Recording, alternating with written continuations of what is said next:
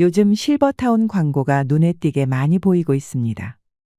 정부가 10년 가까이 막았던 분양형 실버타운을 다시 허용하는 쪽으로 가닥을 잡은 가운데 얼마 전 9년 만에 도입하기로 했다고 합니다. 최고급 시설과 편리한 커뮤니티 시설 등 화려한 광고로 노년의 우리들을 유혹합니다. 광고를 보고 실버타운 입주를 고려하는 사람들이 많아졌습니다. 은퇴 후 행복한 삶을 꿈꾸며 많은 사람들이 선망하는 실버타운. 하지만 실제로 입주해보니 꿈만큼 멋진 곳은 아니었다고 후회하는 목소리도 적지 않습니다. 과연 실버타운은 은퇴 후 행복한 삶을 보장하는 천국일까요? 아니면 지옥일까요? 오늘 영상에서는 한때 로망이었던 실버타운에 들어갔다가 후회와 상처만 남기고 돌아온 분의 사연과 노후의 주거지의 후회 없는 선택을 위한 실질적인 조언을 제공하고자 합니다. 영상 끝까지 시청해 주시고 소중한 분들께도 공유 부탁드립니다. 실버타운에 들어갔다가 계약 기간을 1년여 남겨놓고 다시 고향으로 돌아온 김말순 할머니의 사연은 이렇습니다. 평화로운 아침 김말순 할머니는 마당에 앉아 조용히 보리차를 마십니다. 차 한 모금이 따뜻하게 목을 적셔주었습니다. 그리고 곧 마음속 깊은 곳에서는 여전히 실버타운에서 기억하고 싶지 않은 추억이 떠올랐습니다. 창밖을 내다보며 말순 할머니는 고요한 시골의 풍경을 바라보았습니다. 이제는 다시 고향으로 돌아와 편안한 일상을 보내고 있었지만 실버타운에서 시간은 그녀에게 깊은 상처를 남겼습니다. 70대 중반의 김말순 할머니는 조용한 시골 마을에서 평생을 보낸 후 실버타운으로 이사를 결정했습니다. 말순 할머니는 다정하고 인자한 성품을 지닌 분으로 세 자녀를 모두 키워내고 이제는 자신의 여생을 편안하게 보내고자 했습니다. 남편은 몇 해 전 세상을 떠났고 자녀들은 각기 다른 도시에서 바쁜 삶을 살고 있어 말순 할머니는 혼자 남겨진 시간을 채우기 위해 실버타운을 선택하게 되었습니다. 무엇보다 남편이 없는 일상은 지루하고 쓸쓸했는데 그리고 혼자 지내다가 갑자기 아프게 될 경우 곤란한 상황 때문에 실버타운에 더욱 더 끌렸죠. 말순 할머니는 작은 텃밭을 가꾸는 것을 좋아하며 젊은 시절에는 마을 사람들에게 손맛 좋은 음식 솜씨로 유명했습니다. 사람을 좋아했던 할머니는 마을 사람들에게도 친절했습니다.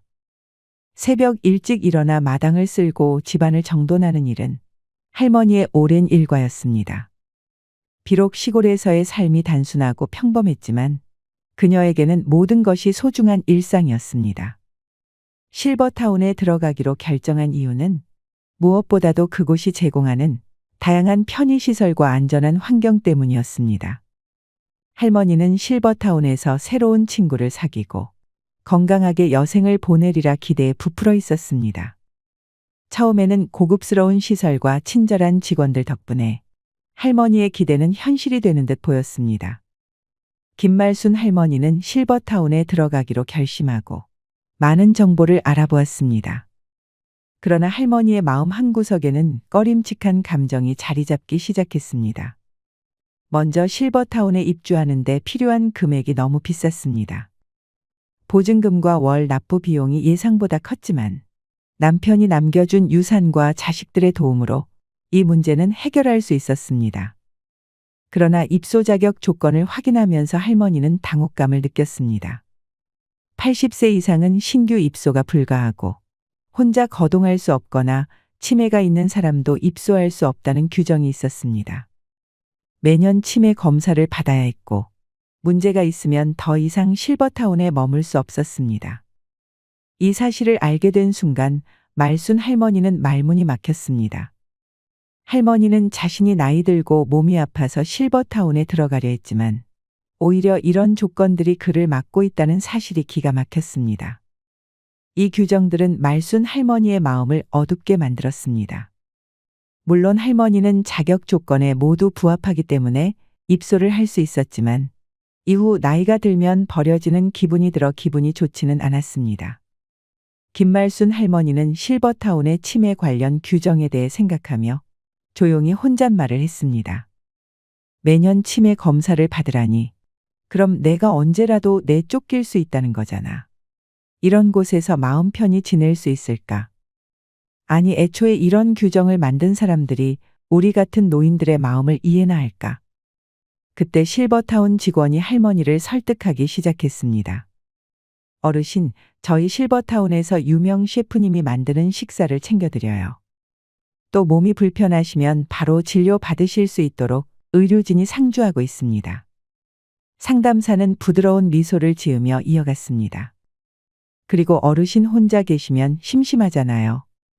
저희 실버타운에는 목욕탕과 헬스장, 탁구장, 노래 연습실 등 다양한 시설도 사용하실 수 있어요. 할머니의 눈빛이 조금씩 밝아지자 상담사는 더욱 열정적으로 설명을 계속했습니다. 그리고 저희는 50여 개의 다양한 동아리 활동을 운영하고 있습니다. 할머니께서 관심 있는 분야에 참여하셔서 새로운 친구들을 만나고 함께 활동을 즐기실 수 있습니다. 또한 매주 새로운 문화 체험 시간이 마련되어 있어 다양한 문화를 접하고 풍부한 경험을 쌓으실 수 있습니다. 상담사는 할머니에게 따뜻한 미소를 지으며 말을 맺었습니다. 많은 분들이 이곳에서 만족하셔야 어르신도 이곳에서 행복한 시간을 보내실 수 있을 거라 믿습니다. 우여곡절 끝에 결국 할머니는 실버타운에 입주하기로 했습니다. 치매 검사가 마음에 걸렸지만 상담 직원이 할머니를 끈질기게 설득해 입주하기로 마음먹었습니다. 김말순 할머니는 실버타운에 입주한 첫 달 동안 행복감을 느꼈습니다. 새로운 환경에서의 생활은 할머니에게 신선한 공기처럼 다가왔습니다. 매일 정성껏 준비된 식사를 하고 다양한 시설들을 이용하며 여유로운 시간을 보낼 수 있었습니다. 할머니는 매일 아침 창가에 앉아 따뜻한 차를 마시며 새로운 삶의 활기를 느꼈습니다. 그러나 시간이 흐르면서 할머니는 점점 불편한 점들을 느끼기 시작했습니다. 그중 하나는 사람으로부터 오는 스트레스였습니다. 입주한 지 한 달쯤 되었을 때 친한 할머니 한 분이 생겼습니다. 그녀는 처음에는 따뜻하고 친근하게 다가와 말순 할머니에게 큰 위로가 되었습니다.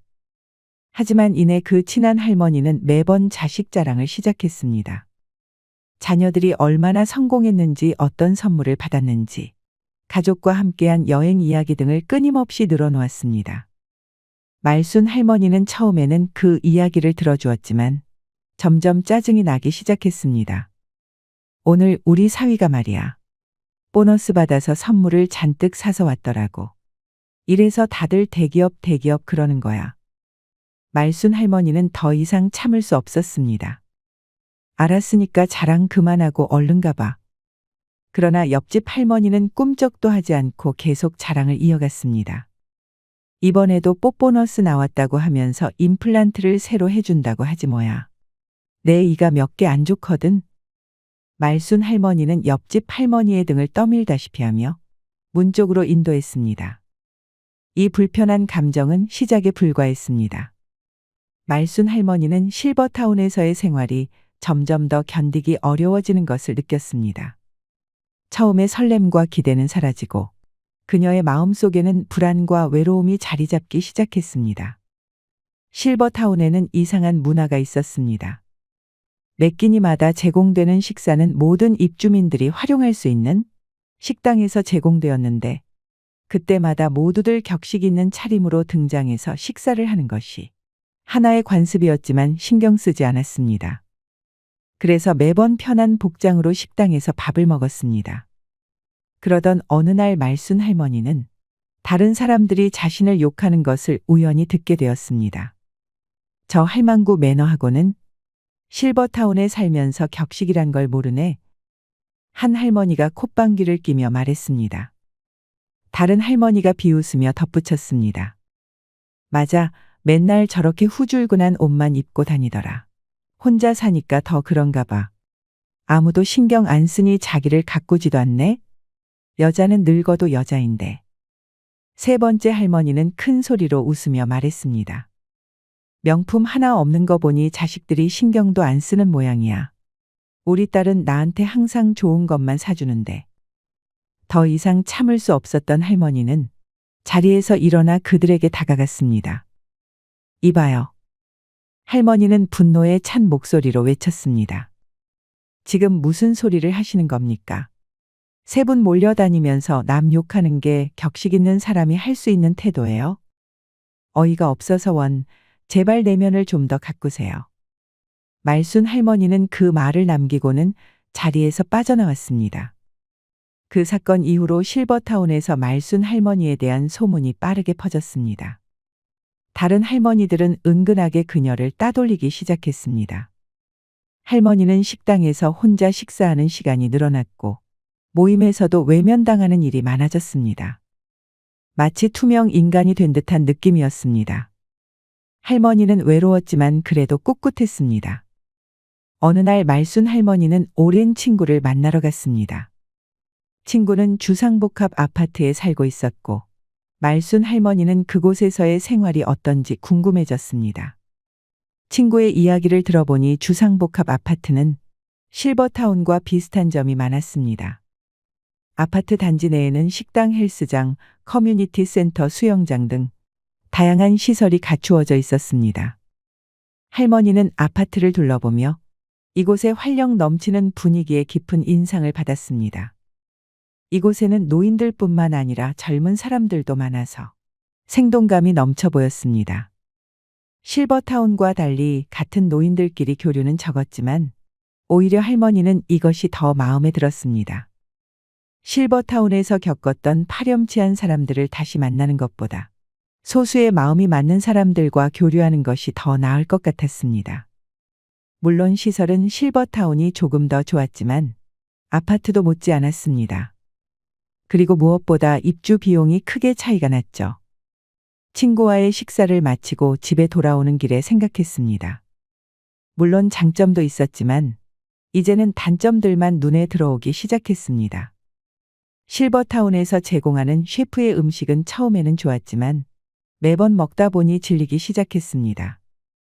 노인들을 상대로 한 메뉴라서 음식은 싱거워 맛이 없었고 집밥이 그리웠습니다. 광고에서는 많은 노인들이 있어 친구를 많이 사귈 수 있을 것이라고 했지만 현실은 달랐습니다. 대화 주제가 맞지 않아 교류가 거의 없었습니다. 실버타운의 노인들은 결국 모여서 남 욕이나 하고 자기 자식 자랑만 했습니다. 말순 할머니는 그런 사람들과 어울리는 것이 점점 불편해졌습니다. 값비싼 비용, 질리는 음식, 다른 사람 눈치를 봐야 하는 생활 방식, 그리고 무엇보다도 남의 이야기를 좋아하는 사람들 속에서 그녀는 진정한 행복을 찾지 못했습니다. 그래서 할머니는 결국 실버타운을 떠나기로 결심했습니다. 다른 할머니들은 말순 할머니의 결정을 말렸지만 그녀의 결심을 꺾을 수는 없었습니다. 여기를 떠난다고 해서 더 나은 곳이 있을까요? 한 할머니가 물었지만 말순 할머니는 단호히 대답했습니다. 여기서는 제 마음이 편하지 않아요. 더 이상은 못 참겠어요. 그렇게 말순 할머니는 결국 계약 기간을 채우지 못하고 위약금을 내고 실버타운을 떠났습니다. 다시 고향으로 돌아온 할머니는 편안한 내 집에서 새로운 삶을 시작했습니다. 우리는 나이 들면 어떤 곳에서 살지 고민하게 됩니다. 지금은 예전처럼 자기 집에서 가족의 보살핌을 받으며 여생을 보내기 어려운 현실입니다. 많은 노인이 실버타운이나 요양원 같은 노인 주거시설에서 삶의 마지막을 보내다가 병원에서 숨을 거둡니다. 많은 사람들이 그렇겠지만 형편이 닿는다면 제 집처럼 편안한 곳을 선택하고 싶을 것입니다. 실버타운은 일반 양로원과 비교할 때 경제적으로 여유가 있는 노년층이 선택할 수 있는 주거시설을 의미합니다. 24시간 경비 시스템, 최첨단 스마트 홈 시스템, 전용 골프 코스, 스파, 헬스장 등 상상 이상의 혜택을 누릴 수 있습니다. 이는 단순한 물질적인 풍요를 넘어 특별한 삶을 향한 열망을 충족시켜주지요. 하지만 실버타운의 현실은 달랐습니다. 화려함 뒤에는 여러 가지 문제점이 존재합니다. 다음은 실버타운에 같이 입주한 80대 후반 부부의 말로입니다. 실버타운에 살던 80대 후반 노인 부부가 말이다. 젊어서부터 그렇게 부부싸움을 해왔다는데 그날 점심에 남편만 밥을 먹으러 내려왔고 식사 후 혼자서 산보를 하더니만 방에 올라와 보니까 할머니가 욕조 미끄럼 방지 손잡이에 목을 맸지 뭐니. 결혼한 지 60년이 지났는데도 아직 싸울 거리가 남아있으니 기운도 좋다고 사람들마다 욕을 하더라.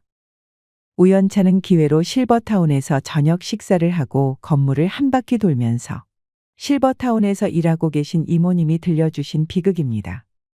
실버타운에서 노인들의 문제가 심각하다면서 일주일 전에 이모님 옆방에 입소한 할아버지는 부인이 돌아가시고 스스로 식사와 생활을 건사하지 못하자 자식들이 이 실버타운에 모셨습니다. 들어온 지 일주일 만에 아침을 먹으러 내려오지 않아 직원들이 올라가 보니 옆으로 누운 채로, 그러니까 벽 하나를 사이에 두고 이모님 방 쪽 침대를 향해 누운 채로 돌아가셨답니다. 실버타운을 운영하는 이들이 일상으로 대하는 비극입니다. 그러니까 말이다, 제명을 다하고 간 사람은 벽 하나를 두고 옆에서 죽어도 하나도 안 무서운데 투시는 목을 매든 떠난 사람의 방은 그 앞을 지나가기도 무섭더라. 삶과 죽음을 의연하게 받아들이고 마지막까지 자기 운명을 살아간 사람들이야. 노래하며 춤추며 저승길을 걸어가겠지만 처참한 노년을 살아가는 사람들은 하루하루가 비극일 테지요. 13년 전만 해도 실버타운 입주자들의 평균 연령이 75세였는데 먼저 살던 사람들은 늙고 새로 들어온 사람들은 고령자들 뿐이라 그런지 지금은 평균 연령이 85세랍니다. 식사 후 현관 앞 의자에 앉아 담소를 나누다 한두 시간 지나서 집 안으로 들어가곤 했는데 이젠 노인들이 10분을 못 넘긴다고 합니다. 제가 이모님이랑 실버타운 주위에 만들어진 산책길에서 산보를 하는 동안 추우니까 죄다 들어가 버렸어. 예전에는 이 앞에 잔뜩 앉아들 있었는데라는 말을 거듭하였습니다. 쓸쓸한 표정으로 말이죠. 실버타운에 입소한 한 할머니는 지난번 검사 결과로 약을 바꿔 드시면서 정신이 더 맑아지고 밤이나 낮이나 약에 취해 누워 계시던 모습 대신 요즘에는 하루 종일 침대에 앉아 TV 보고 계신다고 하는데요. 이모님 말에 의하면 90 중반을 넘기면서 할머니가 바뀐 점이 고집이 너무 세졌다고 합니다. 이젠 당신이 하고 싶은 것만 하지 생활규칙이나 약속은 지독히도 안 지키신다는 말을 덧붙이셨습니다. 그래서 노인분들이 이 할머니를 싫어해서 같이 늙은 마당에 왕따 아닌 왕따를 당하고 있다고 했지요. 직원 입장에서 7시 30분에 아침 식사도 전화를 하고 사람이 올라가서 모셔 내려와야 하니 직원들로는 보통 고달픈 일이 아니랍니다. 하지만 이곳 실버타운 원장님 말씀은 다릅니다. 노인들이 살기에 실버타운은 최고의 천국이라고 합니다. 외로움도 없고 불편할 일도 없다는 것이지요. 누구 말이 맞는 걸까요? 실버타운의 환상과 현실 사이에서 지금도 실버타운 입주를 고민하고 계신 분들이 있으실 거라 생각됩니다. 본인의 성향과 취향을 잘 고려하셔서 판단하셔야 됩니다. 실버타운은 나와 맞지 않는 것 같아라고 생각하시는 분들도 인생의 마지막을 보낼 거주지를 잘 선택하셔야 되는데요. 노후엔 어떤 집에서 살아야 할까? 노년기를 앞두면 누구나 해보는 고민입니다. 여러분은 현재 어떤 집에서 살고 계신가요? 은퇴 이후 넓고 탁 트인 정원에서 반려동물과 뛰노는 한적한 시골 생활 또는 도심 속 문화시설이 가득한 곳에서의 여유로운 도시 생활을 꿈꾸기도 합니다. 이미 그런 집에서 살고 계신 분도 또는 주거지 이동을 고민 중인 분도 계실 텐데요. 실제로 예비 은퇴자 2명 중 1명은 은퇴 이사를 고민한다고 합니다. 한 조사에 따르면 50에서 65세 중장년 2,000명에게 노후의 주거지에 대해 물었더니 지금 집에서 계속 살겠다와 다른 집으로 이사하겠다는 응답이 반반이었습니다. 일반적으로 중년에서 노년으로 넘어가는 시점에는 이사를 한번 간다고 하는데요. 노후에 살기 좋은 집은 따로 있다는 거 아셨나요? 우리는 나이가 들면 자식보다 믿을 건 집밖에 없다고 얘기하기도 합니다. 이처럼 노후의 보금자리는 인생 후반을 행복하게 보내기 위해 간과해서는 안 될 중요한 요소입니다. 노후에 살기 좋은 6가지 집에 대해 알아보겠습니다. 첫 번째, 최소 10평 미만의 집은 피해라. 최소 10평 미만의 집은 피해라입니다. 실제로 60대 이후에는 자녀들을 모두 출가시키고 부부 또는 혼자 사는 시니어들이 많습니다. 이때 무조건 작은 집으로 가야겠다는 생각에 10평 미만의 집을 선택하는 경우도 있는데, 보통 정부에서 지원하는 실버 임대주택의 경우에도 전용 8평, 10평 정도가 많고 오피스텔의 경우에도 10평이 채 안 되는 곳이 많습니다. 하지만 나이가 들면 너무 좁은 집에는 살 수 없습니다. 여기서 좁은 집이라고 하는 것은 10평 미만을 이야기하는 것입니다. 10평이라는 것이 사람이 자기가 원하는 물건을 놓고 정신적 안정감을 추구하기에 최저 조건이며 흔히 말하는 복지적 공간이라고 합니다. 노후의 가장 좋은 주거 형태는 18에서 20평대의 소형 평수이면서 쇼핑, 의료, 취미, 오락, 친교까지 모두 가까운 거리에서 해결할 수 있는 주거 형태가 가장 좋습니다. 두 번째, 복지관 근처로 가라. 복지관 근처로 가라입니다. 우리나라의 집은 학군에 따라서 집값이 결정되는데 반해 초고령 사회인 일본은 복지관 근처 집값이 굉장히 비싸다고 합니다. 복지관 근처에서 많은 노인들이 좋은 서비스를 받기 때문에 복지관 근처에 좋은 집이 많고 집값도 비싸다고 합니다. 나는 아직 복지관 다닐 나이는 아니야 라고 생각하시는 분들이 계실지 모르겠습니다. 하지만 지금이야 근처에 친구들도 있고 아직 왕성하게 일하시는 분들도 계시지만, 나이 들면 들수록 우리가 사는 곳에서 배움과 즐거움을 찾기는 힘든 것이 사실입니다. 그러다 보니 나중에는 어디에서 가장 많은 시간을 보내게 될까요? 바로 복지관입니다. 그 이유는 복지관 안에는 교육과 돌봄이 있습니다. 그뿐만 아니라 먹는 것까지 해결이 됩니다. 좋은 영양사도 있고 밥도 비싸지 않고 거기다가 각종 양질의 교육들이 많습니다. 자원봉사할 것들도 있어 보람도 느낄 수 있습니다. 시설도 굉장히 좋으면서 국가가 끊임없이 지원을 하고 관리까지 하며 전문가가 수시로 와서 교육도 합니다. 나이 들어 이런 집결된 서비스를 받을 수 있는 곳은 복지관 말고 찾기 힘듭니다. 물론 돈이 많은 분들은 어디서 배우든 어디서 먹든 부족함이 없겠지만 우리는 조금 부족할 수 있습니다. 특히 요즘같이 물가가 높을 때는 문 밖을 나가기가 무서울 정도입니다.